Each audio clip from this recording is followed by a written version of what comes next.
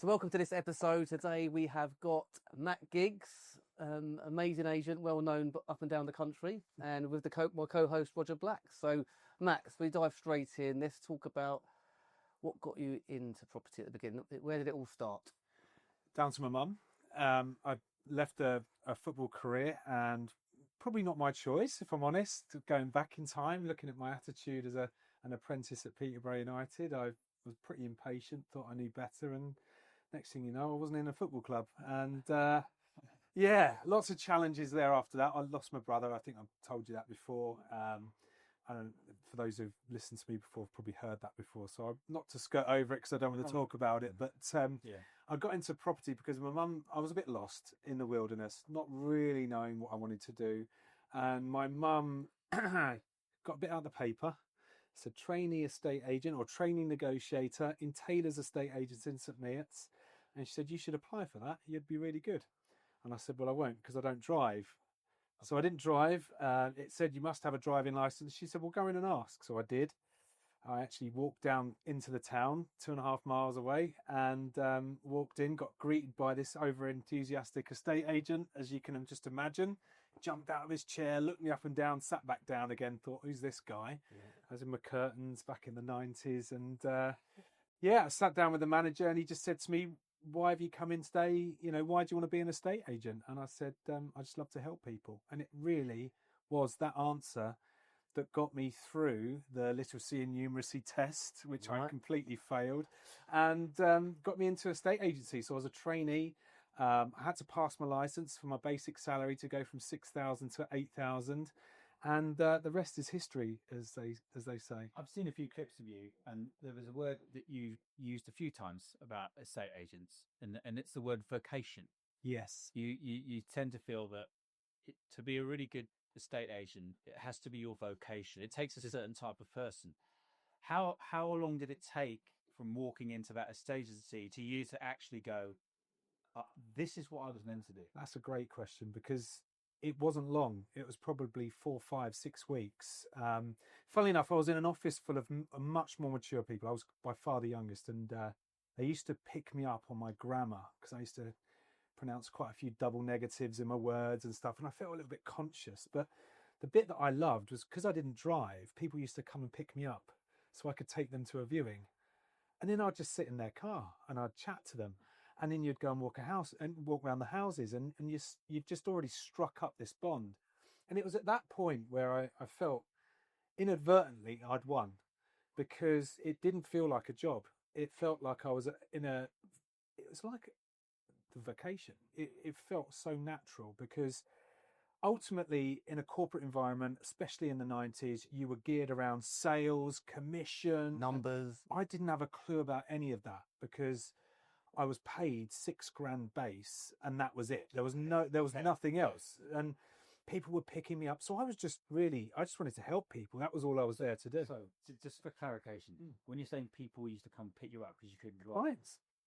so hang on a minute. The buyers. So someone who's Someone's showing inquired around a house, Yeah, they're rather than turning up and Yeah. knocking on the door and you greet them and go, Yeah. oh yes, I'll show you around this Yeah. house. They're picking you up. I had to say, So you're building a relationship in the car before you've even taken them out the house. Yep. And they'd ask me which way to go, and I'd take them around the best routes. But it was already there. So there was Love that. You'd broken the ice. Yeah. So what you would do is you'd end up saying to them on the phone, "Look, I'm a trainee.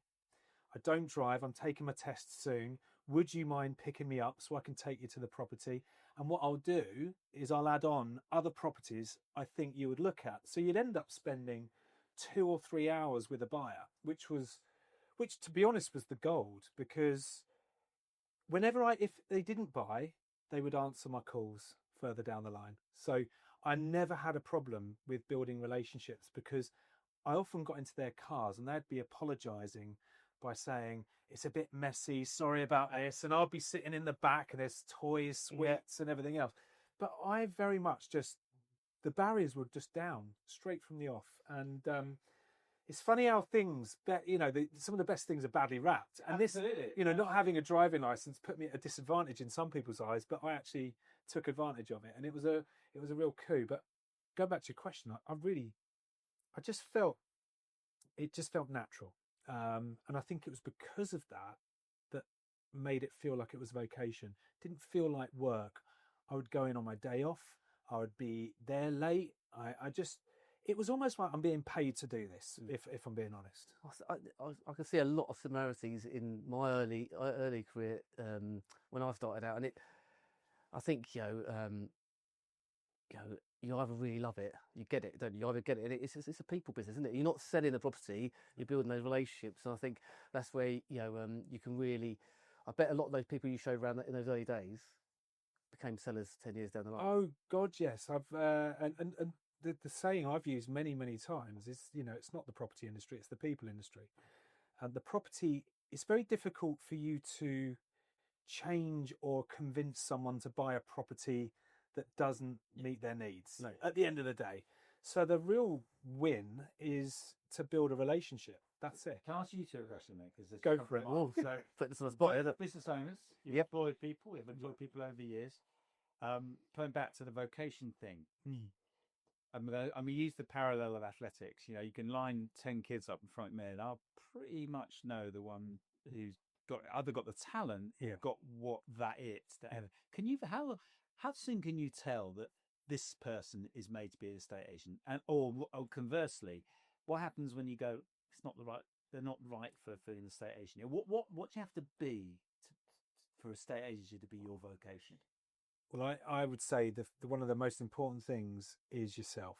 And when you're in the corporate environments, growing up in a estate agency, you sometimes veer off of that track because you end up trying to follow the tight scripts and the ways of closing and getting deals done and everything else, which I don't think that's natural. I think you end up denaturalizing the strengths of someone, and actually, building relationships is about authenticity. It's about genuine connection. So the people that just get it are the ones where you instantly like them. You don't have to try hard. When you sit down with them, and I've been in interviews where I'm wanting to like them because they've got the track record, they've got the success record, or they've got this, they've got that, but I just can't connect with them. And if I can't connect with them and they're wanting to work with me, it's not going to work. So the people that I feel are just immediately warm, likable, learnable. They want to take on information and learn and implement. They don't want to be the centre of the attention as such, but they want to implement what they learn. They're very open about learning and curious about people. So I think answer your question, Roger. You mentioned your corporate, early days. Brilliant. I had the opposite. I was in a small independent, Right. So I probably had a huge amount of just go and list houses. Just go and we need to sell 20 a month. Yeah. Let's just do it somehow. Yeah. I did it by being a relationship, get to know the buyers, and so we were doing similar things in a completely different environment. Yeah. My answer to your question, Roger, I think an excellent answer from Matt there, but I think it is that drive and the passion of wanting to help people and are willing to change and adapt. I've got a young agent who started working with me, and from the first moment I met him, me and Jodie went to meet them. I knew, it doesn't matter about, I can teach them other bits and bobs, but I knew they had that drive.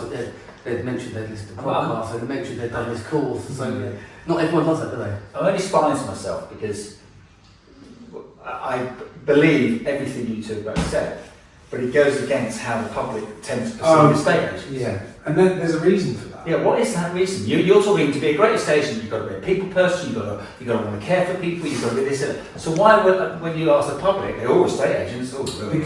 Because most, and I was talking about the difference between economy class estate agents and first class, and doing a training this morning, and most estate agents look at what they can get. The first class, if you go and travel with anyone first class, not that I have, I've done business class a few times, but first class is... I don't believe you. No, I got that abuse this morning as well. But that is... That was many years ago. We'll have to do it again just for... But in first class, it's about what can they give, what can they provide, what help can they... And I think Where estate agents forget is that actually, when you spend more time in that place, you provide more value.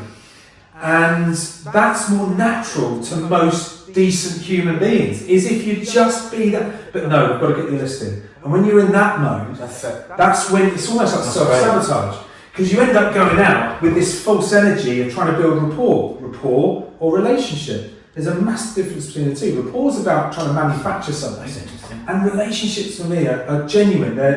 So it's very difficult to do that in seconds. Yeah. But you can. If you ask the right questions and you listen, and you're genuinely interested in their story and their outcome. Every valuation that I believe succeeds is based around their outcome first, start with the end in mind, instead of running a business. And actually, when you've got that type of person in your grasp, in your agency, they very much enjoy what they do because they're not being asked to be someone that they're not. So that for me is why the people see estate agents in a different way, because they're outside of their authenticity. More often than not, I would say, because they don't get the difference between what you get and what you give. And that's it.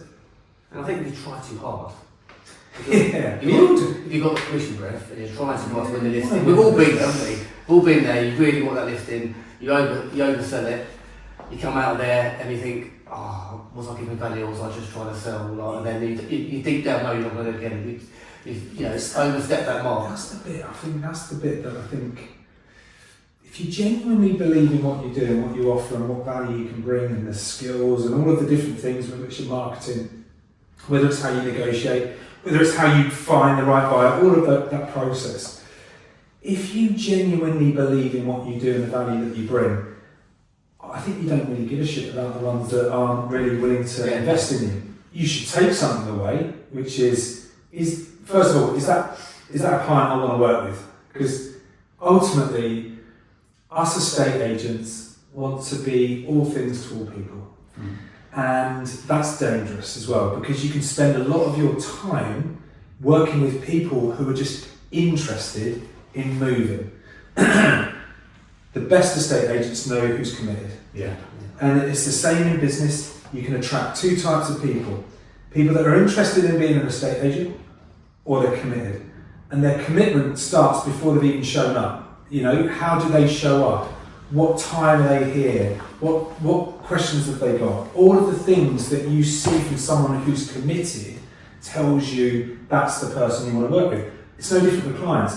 Yeah, just because some clients are trickier in terms of they're more direct or abrupt, or they just know what they want and need, doesn't mean they're not your ideal client. It's just how do you transfer your skills and knowledge into that person in a different way. So that's my point of view. So where do you think agents are failing in today's market? What do you think? You coach a lot of agents. What do you see as a similar sort of faults in agency? I don't think they understand that it's a people business. I think they still, and I think with the marketing's a massive thing. So everyone wants to be on video, or some don't, some do. They want to be on social media. They want to do all of the nicest stuff. Yeah. And see, for me, if you're an estate agent and you want to succeed, you want to be successful, you've got goals, outcomes, and so on and so forth, you've got to spend more of your time doing the stuff you don't want to do. I mean that in the nicest possible way. If you don't speak to people and help people and have a plan and have a structure and have daily disciplines, which we talked about earlier, you're just going to hope your way to success. And by the way, that won't happen. You'll be out before you're in, because it's brutal. If you're out there in the marketplace and you're not speaking to people on your phone, not to pester them, to give value. So how many people are linked to moving in some way, shape or form? If you have 1,000 contacts in your phone, I'm guessing half. Whether it's a remortgage, they're looking to extend, they've got something to let, they want to invest, they've moved, they've not moved. There will be something that you can help them with. So if you think about it in that principle, what can I give to those people of value? And you focus on that and that alone, all of the rest of it becomes so much easier. When you think, I've got to go through my phone, I've got to, have you got anyone I can help? It's desperation. They don't know what to say. Don't know what to say, don't understand why they do it. Their perception of their role is, I earn commission, and to earn commission, I need to list houses and sell houses. Yeah, we know that bit. But what's upstream from that? Upstream from that is your reputation. Upstream from that is who you are as a person. Upstream of that is the value that you're providing. Because content, how you can distribute content now, is so much easier than it used to be. So here's the challenge now. I will always use the sporting connection and analogy. As you two are talking like that, I'm thinking, where's the context in sport? Is the challenge about not just being an estate agent, you've got to be an intelligent estate agent. Because as you get better in sport, it's not just being talented, it's not just being good at football or running, you've got to have a sporting intelligence. So you talk about some of the great footballers who, for whatever, they just tend to end up in the right place, or they just seem to be in control of what's going on. They know where to focus, they know when Game not awareness. to. Game awareness. Yeah, totally. So in an estate agency, anyone can get busy, anyone can do loads of stuff. But I assume that must be really overwhelming, because you can do this. So are the good estate agents the ones who can say, look, I know we've got all this stuff matters, but I've got to know what the stuff that really matters is. Is that experience, or did you learn that early? In your background, you're either good at the track or the field, maybe, right? But you kind of then broke it down from there. So on the track, where am I good? So I'm good at the short stuff, the long stuff, the medium stuff. Maybe it breaks it down. You didn't choose your event. Okay. Your event chose you. There you go. So, I would I would love to be a 100-metre runner, because the training's easy, it doesn't hurt, and you don't be a 40-metre runner. Yeah. It's too hard. Yeah. It hurts every day. Yeah. Unfortunately, or fortunately in my case, it's the only event I was good at 100 and 200, but it was quite clear what my event was, and I couldn't hurdle. So that's so good to hear that, though, because the point I'm making is No one has that luxury of choosing. No, but what's your X factor, right? What is your strength? What are your strengths? Well, that's a great question. And I think we've all got them, right? And you should be playing Correct. to your strength, and then outsourcing the things that you're not so good at, because that just pushes you into your The place. interesting thing is, in sport, is it can be quite obvious what your strength is. Okay, so in my case, my strength in the 400 metre runner was, for whatever reason, I'm not taking any, there's skill in it, it was a very natural. I was able to get to speed, I was able to flow around the track and hold that flow, okay. My weakness was I wasn't a world-class sprinter. I wasn't a world-class 100, 200 metre runner. And the last 2 years of my career, what was the one change I made? I changed my training to train with a sprinting group to become a better sprinter. I changed my running, because a guy called Michael Johnson came along, and he was the first person to change the event forever, because he became a world-class world record holder at 200 metres, and he took on the 400. Most sprinters didn't take on the 400. Let's go ahead 30 years now. All the best 400 metre runners in the world are world-class 200 metre runners, and I wasn't. I had to work on that to become. So by working on the embedded 200 metre runner, the result was I became a better 400 metre runner. Absolutely. So know your strengths, but sometimes you've got to focus on your weaknesses, because that's where your improvement will come. Well, going back to what we were saying earlier on, is that if you look at what you need to do every day, if you're going to, you know where you're heading, you know what your outcome is, you've got your aim in mind, you work it all the way back down, there's things that you need to do consistently well. Yeah. Some of those things are what you want to do, but most probably aren't. Like having conversations with people that are possibly on the market for too much money. Or you've got a great offer, the vendor thinks it's a crap offer, how do you converse that over? So there are lots of things, videos for social media. I know a lot of the estate agents, they fear doing videos, but I think it's how they do them that they can get over. So a bit like you said, you probably didn't want to do it, but you knew you had to, and that's the difference. I think people don't actually realise that they have to do those things. They see them as things that they can avoid. And actually, if you avoid them, it comes back to haunt. Absolutely. Because the agency, you can have the influx of good instructions, and you take your foot off the pedal there, think, I don't need to do that at the moment because I'm really busy, my pipeline's here, I've got these nice new development coming on the market, and then 6 months down the line, they're like, oh, I'm not very, things aren't so rosy now, but so they've done those daily habits. It goes back, I mean, look, the point at which you go back years and you say, when's the first point of contact when a client comes to your business? It's when the valuation phone call comes in. It's way before that. It's what they see before they arrive at that place. And this is the bit where I think, if I was starting again, I'd be thinking, who do I want to work with? Who are the clients that I want to be serving? And do I want to be providing a first class service, a business class service, or economy class service? Because depending on how you wish to operate dictates the service that you provide. And then the content should talk to that audience. Your content should be solving those audiences' problems. If you're looking at first class, they just have bigger problems, bigger challenges, and your solutions are just going to be more expensive, if you like. So it's how do you then create content for your audience would be. So then looking at estate agency broadly, you've got the self-employed model, Yes. independent, or you've got the employed model. Yeah. Is it harder in the employed model to be able to offer the service you want to offer if you're working within a structure that says we do it this way? Or is it, and then conversely, is it easier to offer the service you want to do if you do it independently? I mean, that's not a loaded question. No, it's just what I'm thinking. So if you reverse engineer it, Yeah. and you go and speak to 10 clients who are looking to sell their home, and you said to them, what would you prefer? One person throughout cradle to grave, whatever you want to call it, and they're going to do X, Y, and Z, or would you prefer to deal with half a dozen people across the journey? It may slip here and there because of communication, you know. There's probably an element there where a client might choose to go with the former.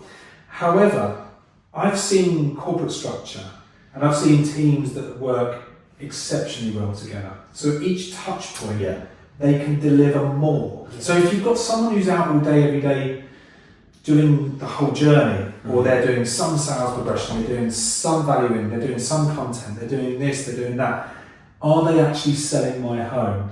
Well, if you've got somebody in the corporate team doing that, and there's actually someone that's dedicated to doing that, which is, I wouldn't say that that's that common, if I'm brutally honest, but a well-drilled, well-rehearsed, tight-knit team where it's a seamless journey at a high level, because what used to happen in a lot of corporate worlds is they would invite the lister to say, yes, I want to use you. The lister then goes, I'm going to pass you on to the team. Then the person in the team picks it up with half the information. And then all of a sudden it starts to fall. I moved a year and a half ago and I had people showing my house who had never put foot in my house. And I just could not get my head around it. I'm not here to... But just saying, because everyone was busy. That's common. Yeah, and everyone's different. But I think one of the challenges is that I think, you know, I'm not a estate agent, right? Is that, I mean, shoot you down here. I think the sense I had, and I think most people are, just want someone to sell my house for the best price possible. And they're not aware of all the stuff that you do. They're not aware of it. They don't really care, but they will care if you're not selling their house. But you know, one of the things, or maybe I'm wrong. If I'm an estate agent watching this today and I'm thinking about how do I differentiate myself, the first thing is focus on their outcome. So, sitting with you, Roger, look, talk to me about the perfect move. Where do you want this to go? Right, let's start there. And why is that important? What are the consequences if you don't? And so on and so forth. Let's strike that understanding so I get. And do you know what? I've moved a lot in the last few years. That mattered more to my wife than how much money we got for the house. Do I like this person? Do I want this person? Absolutely. And it's about being genuine. How much money I get for my house. But we'll come on to that, because I think if you're a great agent, you should be able to read the fact that most couples or any partnership, that they're going to have a complete different way of looking at things. So you've got to be able to switch between what information does this person need and what does this person need. So you'd go quite clearly, I'll be talking to you and saying that there's 3 pricing strategies. You get to choose all 3. One is aspirational. You could call it overpricing, but we're going to discuss it anyway. And one's fair and correct, which is as it sounds, and we're going to talk about that. And then the other one is event pricing, which means you go lower than the market traditional value, bring loads of people through the door, get a competing interest, and then hopefully drive the price even higher. Now your ears then prick up. Yeah, of course. I'm sitting there going, well, I know where they're going. I'm going to focus with Roger on the event pricing, and then I'm going to hold your hand over here just to make sure that we talk about the plan of getting the house ready, getting the coffee on, making sure that there's pastries on offer for the event. But then you're actually, all you're doing at the same time is bringing both people into the plan. Because what estate agents don't do is they don't expect enough of their client. They don't expect enough. So in other words, Coach the client. they don't coach the client. For me, if I'm going to come out and spend a couple of hours at your house and it's not ready, that's not on. That's not going to help you. You're going to cost thousands of pounds in your pocket. What agent had told them beforehand, didn't they? Oh, 100%. So that becomes part of this is the difference. Most estate agents will go out to a house, they'll sit with a client, trying to build a rapport, maybe bullshitting about whether they play golf or not. You've been on a valuation with me, or what? But the point is right. I mean, you've got to think about this, right? The point is that if you understand your client's outcome, their needs, their kind of profile. So who am I working with here? I need to talk their language, not mine. I need to focus on the value that I bring to this, not the value that I'm going to get from this. And I think when you switch that around, the pressure drops and it's a lot more fun. And you end up having great meetings rather than the intense, under fire, when it comes to fees. When you've got that relationship, Roger's going to think, oh, they get this guy down on the fees, right? Because it's priced. And I say to Roger, it's 3%, he bulks, says, bloody hell, it's a lot more than everybody else. I said, don't worry, Roger, we'll come up with a discount for you. And then all of a sudden, you're having a bit of fun with the client. Now, going back to what we were saying earlier, I honestly think the how is the bit where most agents get stuck. It's not whether they can do it or not, they just don't really know how. And they will spend a lot of time doing it the same way and getting the same results, which aren't enough for them to earn enough money. Instead of stop, have a little think for a second. Am I on track here? What are the measurements that I need to look at? Why is this not quite working out? Why are people going somewhere else or whatever? That's when you pause for a minute. That's really interesting. That pause in life, I think, is everything. You don't know, but you said it the other day. So when you flew out to Montreal for the conference, you said to me, I'm going to be on my own. And you said, it's the first time I've been on my own, got kids, got a wife, got business. And you said that flight there and the flight back gave you that time to just think. Now, but in sport, and I hope, we don't want this to happen in business, but it does happen in business. The only times I've had to really pause for a long period of time was through injury. Wow. Yeah. So it's awful. Yeah. But looking back, I realised that having it all taken away from me forced me to pause and then start thinking rather than just doing. 100%. And was able to come back and then eventually come back. And I think, orchestrating a pause into our personal and professional lives is something worth thinking about, but we often don't do it until it's forced upon us. Do you know, it's, for me personally, I need my own space. And, with 3 children, a lovely wife, all these different businesses and partners and everything else. And it's, at times, you can feel, and clients, you can feel like, Jesus Christ, the brain is fried. And you need more than a day, because you need a day just to get your brain to come back to ground zero. How do you find that time? I know you work. Well, I like to go into London. I like to switch off, and I like to have some of my own space, or I'll go to events and travel different places and really give myself time to just unwind. And it's only after you've unwound you start to have your best thoughts, isn't it? That's very true. It's a cardinal sin of mine. I had 9 years when I didn't take a device or anything on holiday. 3 holidays a year, no device, no nothing. I let that one go. So I need to go back to doing that, because that is one of the most magic, because I'd go away a day or 2 in, you've got no idea of what's going on in the world. And all you're there doing is you're just in the bloody moment. You're doing what you need to do when you're away with the family. That's hard now, especially, isn't it? I mean, your kids, my kids. I mean, It's there's hard. no pause. There is no pause. And that can create anxiety as well. It does create anxiety. Because you start worrying about. Well, you start thinking, Am am I I like- like dad? and what am I missing out on? What am I missing out on? What am I? Oh, what if this happens? What if that happens? But I think the thing is that what if you don't do it? What if you don't pause? What if you don't take a break? The children are the young ones as well. Yeah. The children, if you take the children example, you know, as a dad, you don't want them to remember you being at work, you know. But look, there's no perfect life, and I think I'm certainly not leading that. But I just believe that if you take a bit of time out and you've got something that you can just look over, like I said, this started because people carry on doing the same things the same way, getting the same results and expect it to change. I know there's that quote, definition of insanity. But how many of us do that?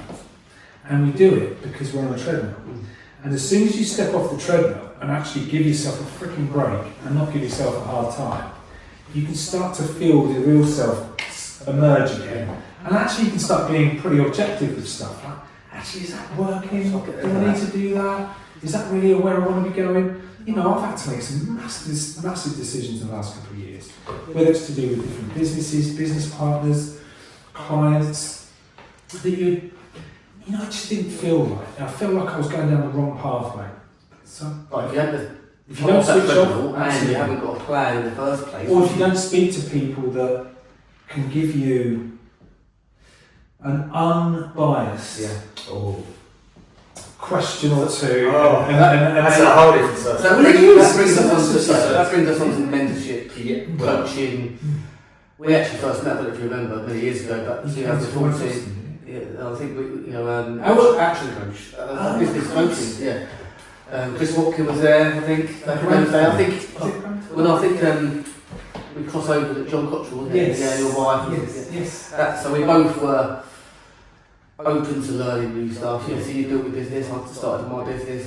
Similar sort of time actually. I think. And so you're in a room full of people who want to learn and want to share ideas. There must have been along the way, fast forward like 10 years, 11 years, there must have been people you had in your life, mentors, coaches, you've looked up to.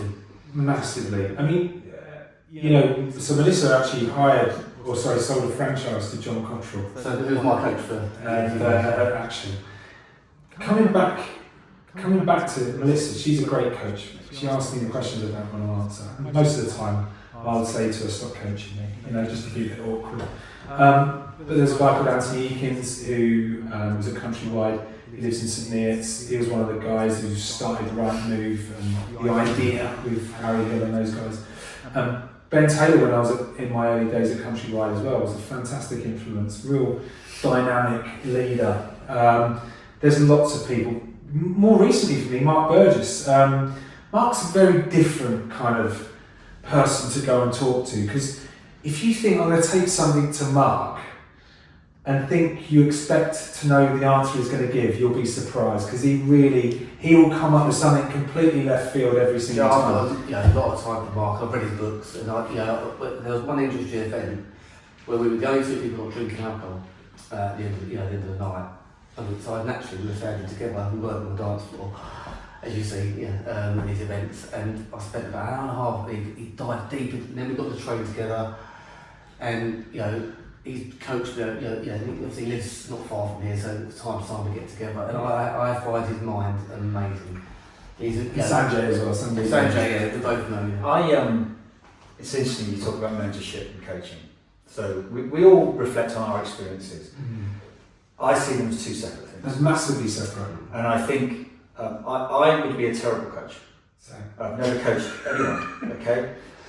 Steve Buckland's a very good coach. He is, okay? But I'm not a bad mentor. Yeah. And it all goes back to just before the 96 Olympics, I had a conversation with somebody who became my mentor. Now, the two things this person had, he was the last British athlete to run the Olympic 400 metre final. This is many years ago, and he messed it up. So I listened. So that's one factor. But what really got me was the first that we sat down, and the first I said, look, I've got my coach and coaches, but I just, something missing, and I think you might be able to give it to me as a mentor. And I'll never forget what he said. And when I mentor people, I mentor a few athletes, okay, I always start with this, Okay, and I love this, and some people don't. He said, I'm really happy to help you. Thanks for asking me. I'll be a mentor for you. But you need to know one thing. Whether you win an Olympic medal or not, don't affect my life at all. Now, it affected my coach, it affected my family, it affected my training partners, it affected most of my life. But he said, whether you do or not, It doesn't affect me. and by that one sentence, he freed me up to be open and honest to him because he didn't. Unbiased. And everyone I mentor, I always say that. I said, I'm really happy to help, but you've got your coach, you've got all that, but you need to know whether you do it or not. Really, I'd like you to, but it's not going to affect my life. Because if you're a coach and your athlete wins an Olympic medal, you suddenly become the best coach, one of the best coaches in the world. If your athlete doesn't, you're not a very good coach at the time.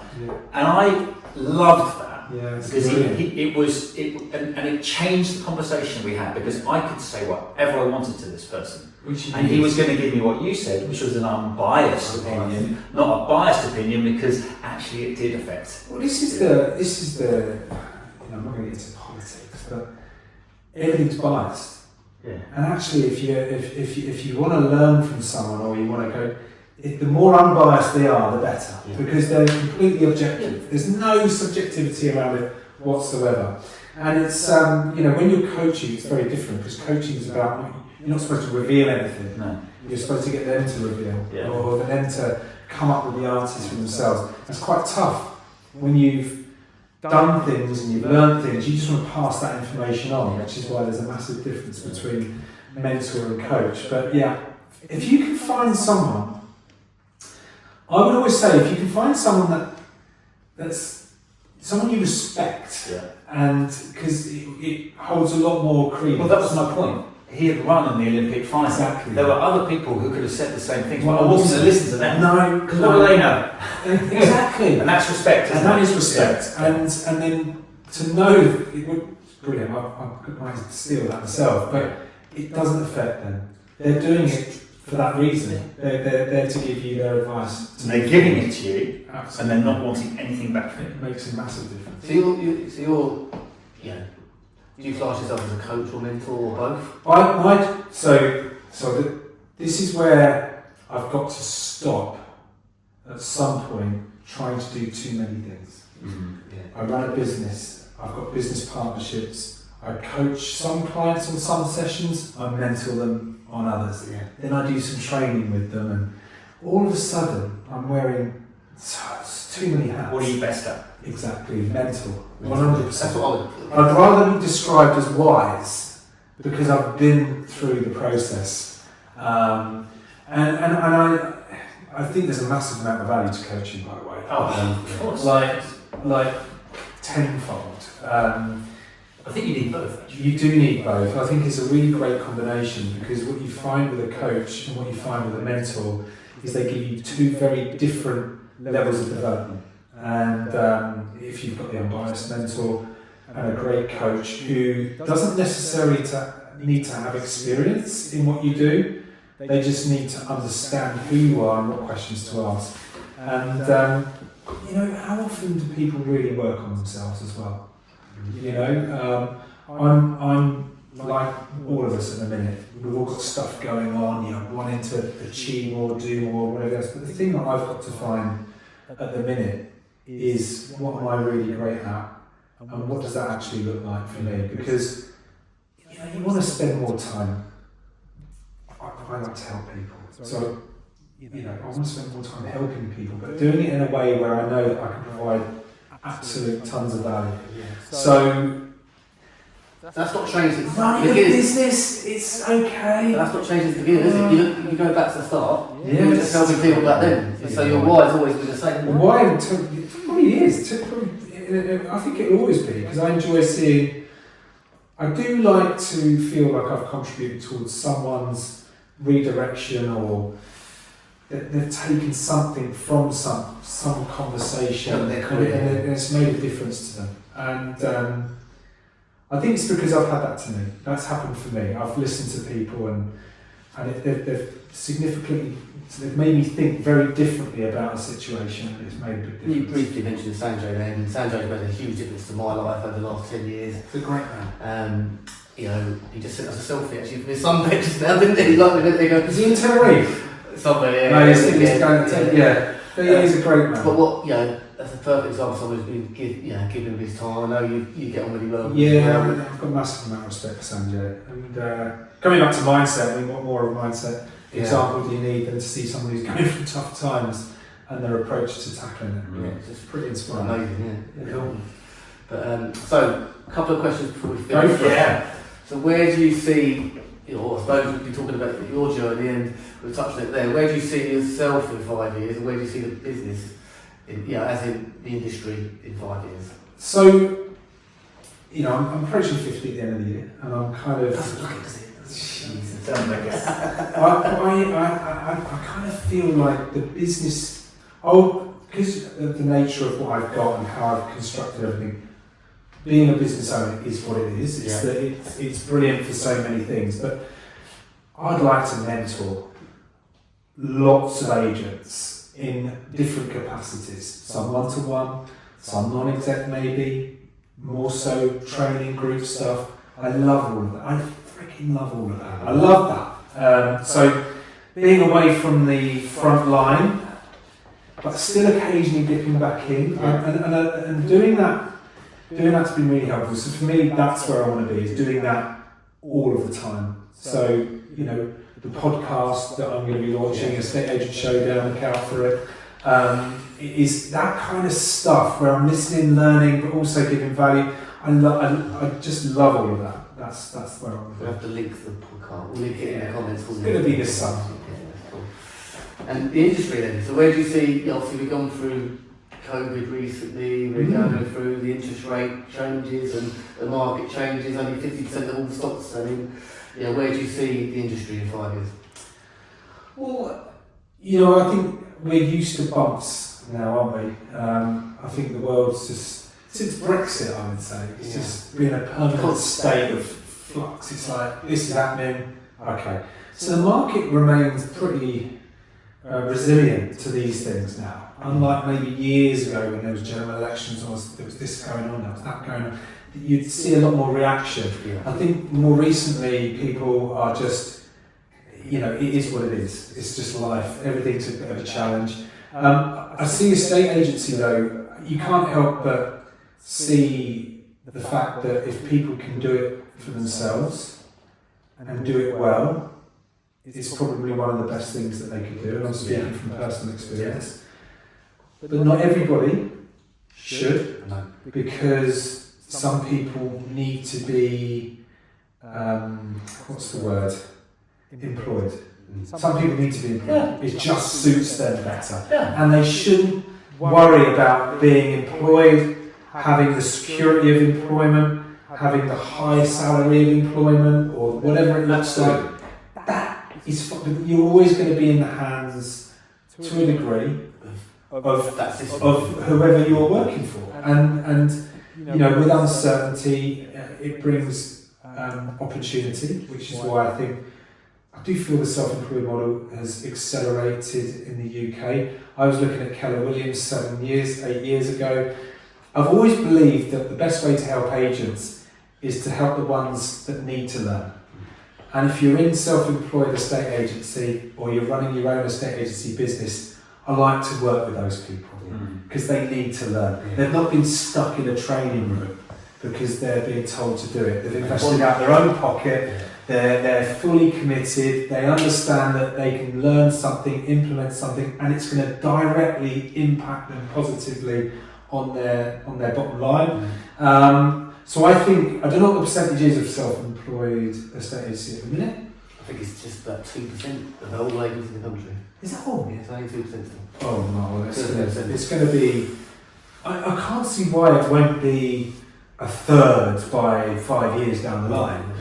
I think our country does have, we're a bit of an underdog country. We are a country that loves the underdog until they win, and when they win, they take it down, you know. So if you're a self-employed estate agent and you're doing too well, just expect the hate, because you'll get the hate, right? People that you know won't use you and all of that kind of stuff. You're just going to get that coming, but get over it. It's just life. you can just play the underdog card all the time. Don't tell anybody about how many sales you've made. But I think the route to doing it is getting better and easier. Yeah. That can create its own problems because, to a degree, there's going to be a lot of competition on any high street at any given time. Now, I think with the advent of AI, I think a lot more estate agents won't need many more people around them because all of the support with good tech and AI means you've got everything around you to almost have your own personal assistant. You were telling me about the editing of videos and stuff and on another level. So I think for me, there's going to be, I'd be surprised if a third of estate agents aren't involved in a self-employed role of some capacity. I have to agree. I think it's changing quite quickly. Obviously I'm trying to build a mini brokerage. My belief is I think that is the perfect mix. I think you've got the admin support still, Yes. the centralised marketing, and then I believe people. I'd be very lonely one. I set up my own. I had a team and staff. I probably didn't need them, but I felt like I wanted to build it. I've always found the best times of my estate career have been around other people. Exactly. And you get to bounce off of people. Yeah. So what you do, you're putting together teams and stuff. It's a great idea. I would say though, there's a lot of businesses that you've just got to be careful because it's very easy to see over the other side of the fence and think, well, that looks great, and you might be closer to success than you realise. So again, you've got to be very clear on where you're trying to get to. So go back to your outcome, your end Success for you. I think that's a big problem though. Do you agree with that? I think a lot of people, not just agents, but in life, haven't got that clear end goal in mind. It's hard to have. It's easy for you. It's easy. 4 years time. Yeah, everybody don't. We were just saying this earlier, like, you look 4 years down the line and you can achieve a lot in 4 years. Yeah. But I think with estate agents, it looks more like 4 months down the line. Well, you guys used the word treadmill earlier on. When you're on a treadmill, you're not actually going anywhere. You're just going around and round and round. And you can achieve a lot. But it's sort of stepping off that treadmill and getting that clarity. And it's so easy to say and it's so hard to do. In the world of sport, it's much easier. You know the day, the time, and place of the Olympic final. You have a pretty good idea of what it takes to get there and whatever. Some will call that pressure, some will call it a luxury of clarity. But I've been in more years in business than in sport, and it's the number one problem all sports people have when you retire. Yeah. You crave for that clarity, and you can never get it in business. You can't. Maybe some people could say you can, but I found it very hard to have. Yeah, it's murky. Yeah, very murky. I can't have Matt Giggs on the podcast without talking. We're in April. It's just been the Masters. We've been talking about mindset. Rory McIlroy, what about that? Yeah, amazing. Well, I think everyone enjoyed seeing that. Yeah, but one thing I noticed from his, because he's had a lot of setbacks, hasn't he? And you talk about business and relating sport to business. There's not many stories of sport, but he's had like 11 years of pain, hasn't he? Yeah. Well, however, 11 years of pain, making probably 20 million a year, you take that pain. Yeah. So it's not the athlete that's injured, makes no money, has to sell their house, and then comes back. It's not Kelly Holmes coming back from being written off to win 2 Olympic gold medals. It's not quite the same. Just to say, and to be honest, it may have been painful for Rory emotionally, but it wasn't painful to his bank balance. No, he did very well rewarded for his hard work. But coming back to business and sport, there are very similar mental challenges. And I think a lot of business owners, if they are watching this, or even self-employed agents, you should be thinking about decluttering that head of yours a little bit and trying to create a sense of purpose or a sense of direction, because when you've got that, it just lifts you up. And by the way, challenges, you have to love them. If you try and avoid them, you'll get more of them, but you have to enjoy it. You have to enjoy whatever it looks like. I'm going to leave here today. I've probably got 2 or 3 calls on the way back. 1 or 2 real tough conversations that you could avoid. But I'm not, because you've got to lean into that. It goes back to what we were saying. Not issues, challenges. Brilliant. What a chat. What a chat. What a chat, Thank you. honestly. Lovely. The next one, yeah, Thank you so much Great to be for here. giving us It's great. time. Thank you. Yeah. really good. So listen, Matt, it's been great to have you on. That's all we've got time for. Until next time, and make sure you go and check out Matt's new podcast.